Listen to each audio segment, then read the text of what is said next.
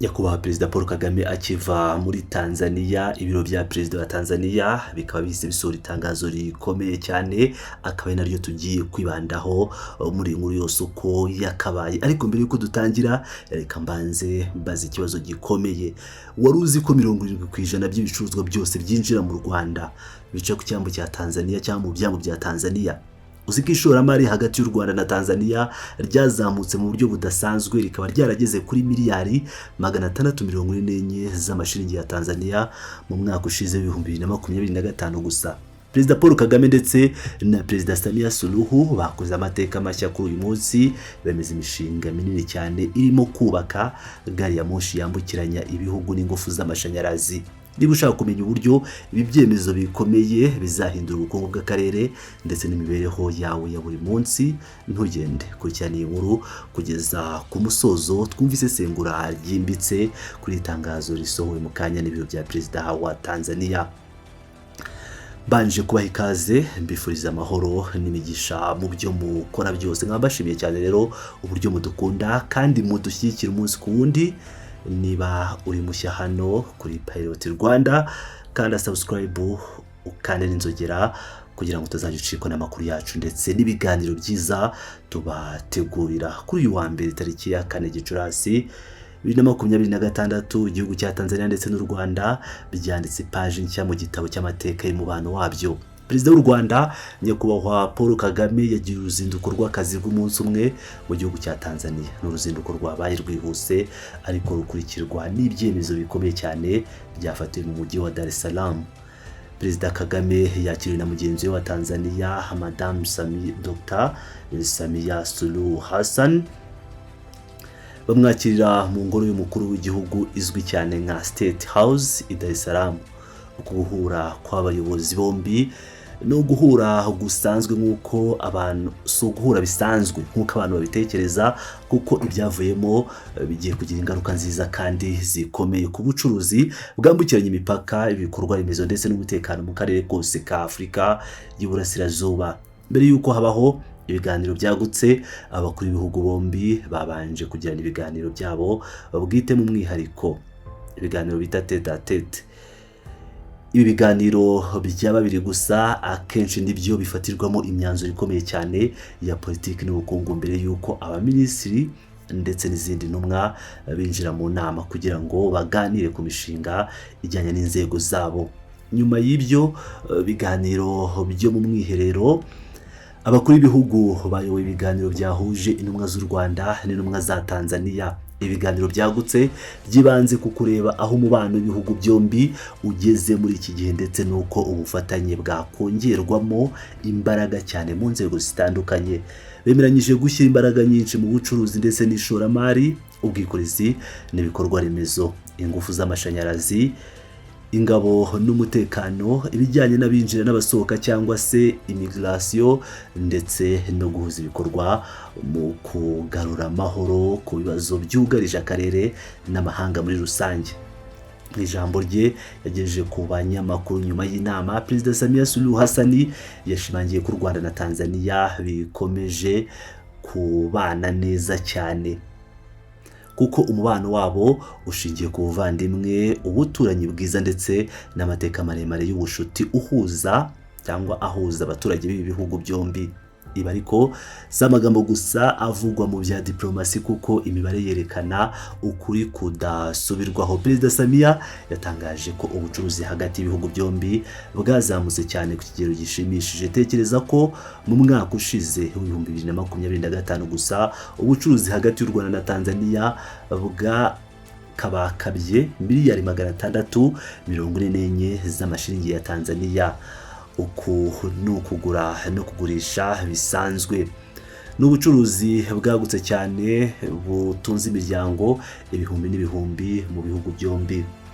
Kugira ngo twumve neza uburemere bw'ubucuruzi n'uburyo buzamura imibereho y'abaturage, reka turebe ku ruhande rw'ishoramari ritaziguye. Perezida Samia yatanze imibare ihamye, atangaza ko kuva mu mwaka w'1990 kugeza muri uyu mwaka 2026, ikigo cya Tanzania gishinzwe ishoramari cyangwa Tanzania Investment Center cyanditse imishinga y'ishoramari igera kuri 42 yaturutse mu gihugu cy'u Rwanda gusa. Iyi mishinga 42 ifite agaciro ka miliyoni 325,500 z'amadolari ya Leta Zunze Ubumwe za Amerika.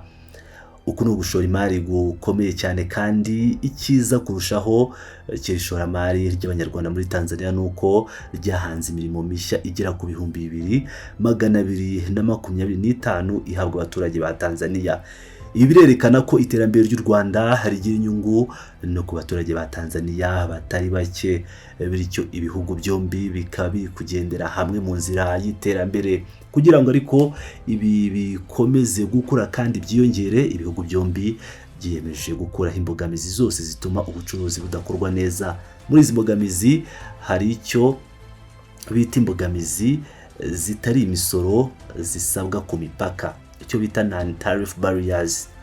Izi ni za mbogamizi zibangamira abacuruzi cyane, nk'amabariyeri menshi mu nzira agana ku byambu, gukererwa cyane ku mipaka kubera gusaka inshuro nyinshi, impapuro nyinshi zitandukanye zisabwa mbere yo kwambutsa ibicuruzwa n'ibindi. Abakuru b'ibihugu bemeranyije kwihutisha gukuraho izi mbogamizi vuba na bwangu. Intego y'iki gikorwa ni ukugira ngo ibihugu byombi bibyaze umusaruro amahirwe akomeye ari mu isoko rusange rya Afurika y'Iburasirazuba ndetse n'isoko rusange rigari rya Afurika rizwi nka African Continental Free Trade Area.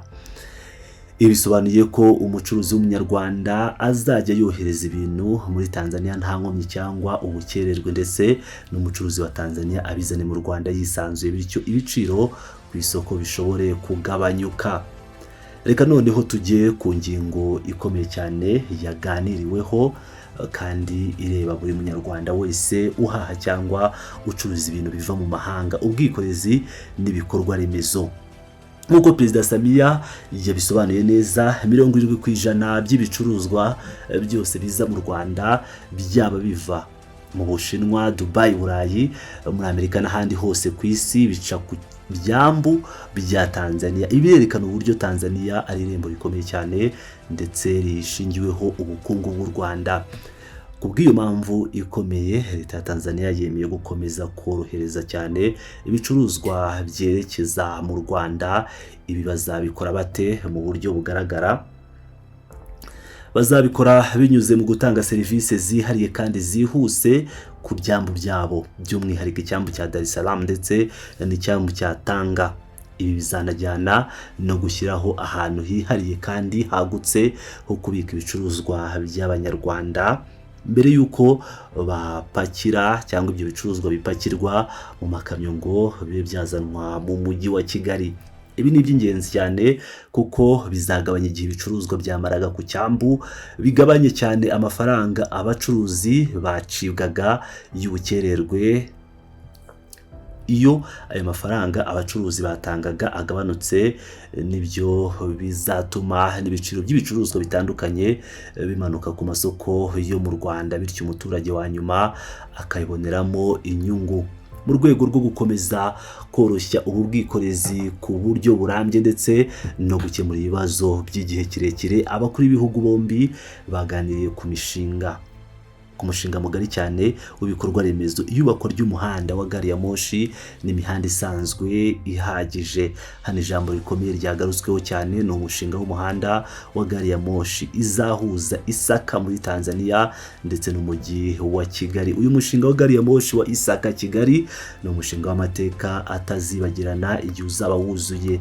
Abacuruzi bose ndetse n'abahanga mu by'ubukungu barabizi neza ko gutwara ibintu mu makamyo biremereye kandi bihenze cyane, kuko bisaba lisansi nyinshi, kwishyura abashoferi iminsi myinshi no gukora imodoka zihora zipfa. Uramutse rero ufite gari ya moshi iva muri Tanzania igera i Kigali nta guhagarara, byakwihutisha ukuntu ibicuruzwa bigera mu gihugu, bikagabanya ikiguzi cy'ubwikorezi mu buryo bugaragara ndetse bikanarinda imihanda yacu isanzwe yangizwa n'amakamyo aremereye. Ni umushinga utanga icyizere cy'ahazaza heza ubukungu bw'ibihugu byombi, kuko ushobora gutwara toni ibihumbi n'ibihumbi icyarimwe. Amakuru y'uruzinduko ntagarukira mu bucuruzi ndetse n'imihanda gusa, kuko no mu rwego rw'ingufu z'amashanyarazi naho hari amakuru ashyushye. Burya mwibuke ko ubukungu bw'igihugu icyo ari cyo cyose ntibushobora gukura nta mashanyarazi ahagije kandi ahendutse yo gukoresha mu nganda. Muri uruzinduko rwa Dar es Salaam, abakuru b'ibihugu bombi baganiriye byimbitse ku mushinga w'uruganda rw'amashanyarazi rwa Rusumo uzwi nka Rusumo Falls Hydropower Project. Uyu ni umushinga mugari cyane wubatswe ku bufatanye bw'ibihugu bitatu aribyo Tanzania, u Rwanda ndetse n'u Burundi. Uru ruganda rukaba rufite ubushobozi bwo gukora megawate 80 z'amashanyarazi asaranganywa ibi bihugu. Usibye uru ruganda rwa Rusumo rero, aba bayobozi banaganiriye kuri gahunda y'amasezerano yihanahana n'igurishwa ry'amashanyarazi hagati y'ikigo cya Tanzania gishinzwe amashanyarazi kizwi nka TANESCO ndetse n'ikigo cy'u Rwanda gishinzwe ingufu kizwi nka REG. Ibi bisobanuye iki? Bivuze ko igihe kimwe mu bihugu gifite amashanyarazi menshi kidakoresha yose mu masaha runaka, gishobora kuyagurisha mu buryo bworoshye ku kindi gihugu kiyakeneye cyane. Ibi bikunganira ibikorwa by'ubukungu, bikarinda inganda guhagarara, bigafasha n'abaturage kubona amashanyarazi adacikagurika cyangwa ngo abure buri kanya. Ku ruhande rwe, nyuma yo kumva ibyiza byagezweho, Perezida w'u Rwanda Nyakubahwa Paul Kagame yafashe umwanya ashimira byimazeyo Perezida Samia Suluhu Hassan ndetse n'abaturage bose ba Tanzania muri rusange kubera ukuntu bamwakiriye neza cyane mu bwuzu we ndetse na delegasiyo yarayoboye cyangwa n'umwe yarayoboye.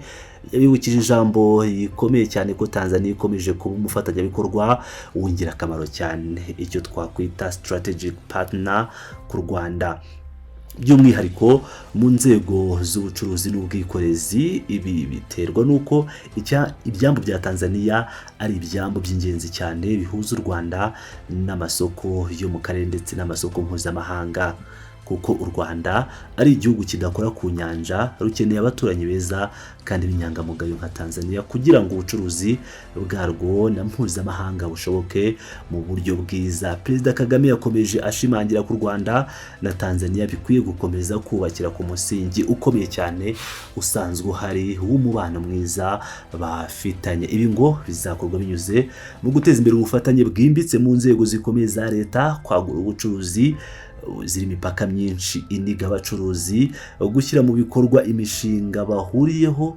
twavuze haruguru ndetse n'indi mishya itandukanye ikomeza kuzamura iterambere ry'ibihugu byombi. Yanashimangiye kandi ikintu gikomeye ku Rwanda rwiyemeje gukomeza gukorana bya hafi na Tanzania mu gukomeza kongerera imbaraga umuryango wa East African Community EAC, umuryango wa Afurika yunze ubumwe African Union ndetse n'izindi nzego mpuzamahanga babarizwamo, byose bigakorwa hagamijwe kurengera no guharanira inyungu z'abaturage b'ibihugu byombi. Muri make bihurije hamwe uru ruzinduko rw'umunsi umwe Perezida Kagame yagiriye Dar es Salaam kuri uyu wa 4 Gicurasi 2026, rwashimangiye umwanya w'ingirakamaro cyane wa Tanzania nk'umufatanyabikorwa wizerwa mu karere kacu ndetse nk'irembo ryagutse u Rwanda rucamo rugana ku masoko y'isi yose. Ibyavuye muri ibi biganiro bikomeye byitezweho kongera no kwagura ubucuruzi bwacu ku buryo bugaragara, kunoza imihanda, koroshya ingendo ndetse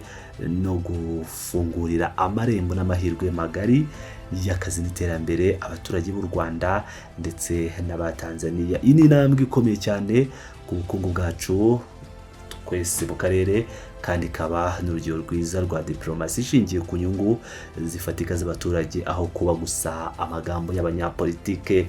Mbanje kubashimira cyane rero mwebwe mwese mwakomeje kubana natwe muri aya makuru adasanzwe kuva tugitangira kugeza tugeze ku musozo. Ese wowe uhagaze inyuma yo kumva aya makuru? Ese ubona ubufatanye mu kubaka gari ya moshi ya Isaka Kigali no koroshya ubucuruzi ku byambu bya Dar es Salaam na Tanga bizagufasha iki mu buzima bwawe bwa buri munsi cyangwa mu bucuruzi bwawe? Ese ubona gukuraho iyi non-tariff barriers bizatuma ibiciro ku isoko rya Kigali bimanuka mu minsi iri imbere? Tanga igitekerezo cyawe wisanzuye muri comment section down below, kuko ibitekerezo byanyu ari ingenzi cyane kuri twe kandi turabisoma rwose.